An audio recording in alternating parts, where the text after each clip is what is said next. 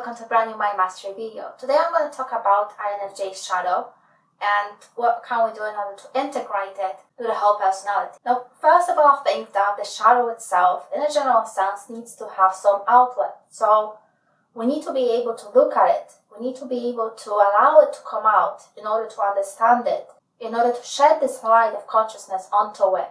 Otherwise, the more we repress it, the more it's going to come out in times where we don't want it, where we don't need it.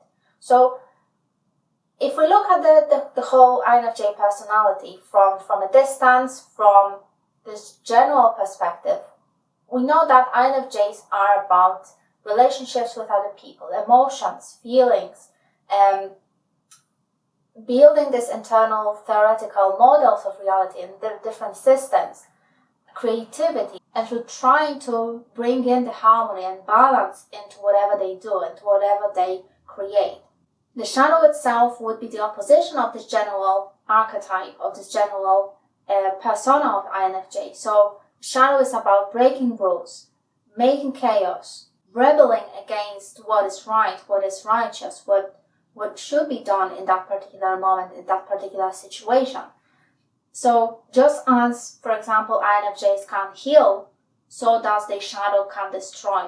Just as the conscious personality, the ego, they can create and can bring into life, can manifest, so the shadow can destroy it, can tear it into little pieces and lead the person into completely opposite direction. So the shadow in this case would resemble probably a personality of ESTP. And we know that every personality has the good sides and the bad side. So the good side of this ESTP shadow would be, taking initiative, expressing ourselves, standing for what we believe, going with the flow, being spontaneous in our lives, and connecting with this rich, sensual experience. Whereas the negative side of this shadow would be, perhaps being very self-centered, selfish in a sense where we don't consider other people, so the opposite to what INFJ would do, but being self-centered, doing what we want to do, so rebelling, not taking into consideration other people, not taking into consideration what is right or what is wrong, but just going for what we want and for what we believe. This can also manifest through doing the opposite what we normally do. So if we are normally organized and we plan for the future and we are very oriented towards making sense of our experience and understanding and being patient and throughout in our action, when the shadow comes out, the opposite is true. So being disorganized, introducing chaos, doing things for the sake of doing them without any specific purpose, and generally trying to make the point that we are important, or that nothing else matters, or that we can do whatever the hell we want to do. Now, the integrated shadow would allow the INFJ to actually consider the broader picture of what, in terms of what they are doing, what they believe in, and what they strive towards. So INFJs can be a little bit withdrawn, shy, timid, because they like to consider all these different possibilities before acting, and because also they can get quite overwhelmed by the external world due to the extroverted feeling function. Now, the ESTP shadow could allow them to, become a little bit more flexible and less rigid in their actions. So consider the alternative. Consider the possibility that what they believe in is not entirely beneficial, or perhaps there's more to what they believe in. So their shadow basically enables them to verify whether their actions or whether their belief system leads them towards the outcome that they desire. And also it introduces this element of novelty, if you like, where you're not just focused, you're not just very attached to your own truths, but you also consider the alternative. You also consider that everything that you know, everything that you believe in might not be true. And also the healthy part of the shadow can enable the INFJ to become more grounded, more integrated in terms of the sensual or sensory experience. So not going too much into their heads, but also to try to manifest their ideas in the practice. So being more grounded, being more connected with what is in this present moment. Now, I think that the reason why there would be a negative manifestation of the shadow is because we go into extremes.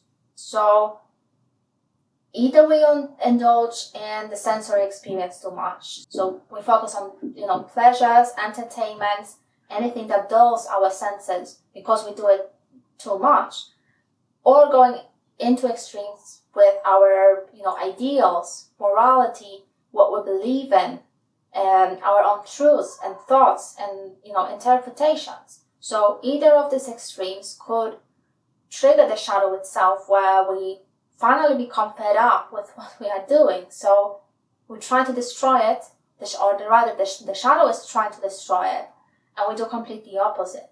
I think that the important part of integrating the shadow for the INFJ would be to provide the outlet for this shadow, provide the opportunity for this shadow to come out in a healthy and controlled way. So, for example, that could be done through engaging in very sensory experiences. So anything that engages our senses, anything that engages our bodies, because then we satisfy the need for the shadow to be engaged with the sensory experience, right? With this grounded and present moment experience.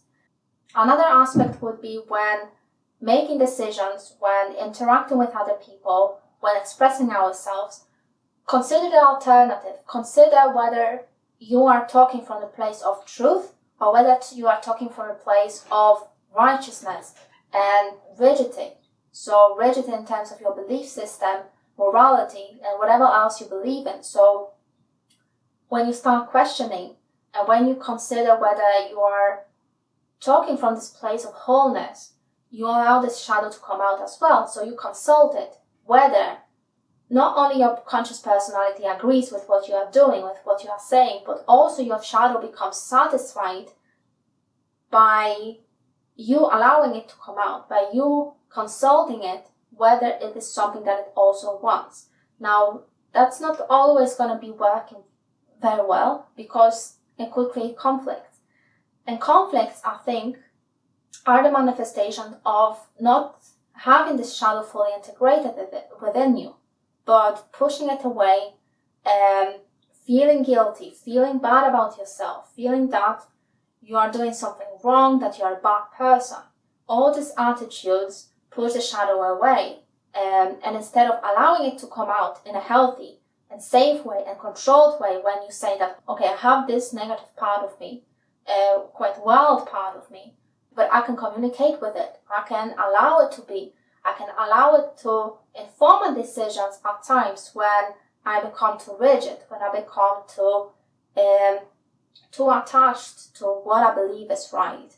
So this method of trying to be whole, trying to consult different parts of your personality and allowing the shadow to manifest itself in the process could prevent this shadow to be very destructive, because I think that the only times when the shadow is destructive for an INFJ, when it comes out and manifests their destructive powers, is when we neglect certain parts of ourselves. So, for example, we might be over-focused on pleasing people, on doing things right, but the more we push it, the more we go into that extremes, the more our shadow becomes frustrated. And it is simply because we are not consulting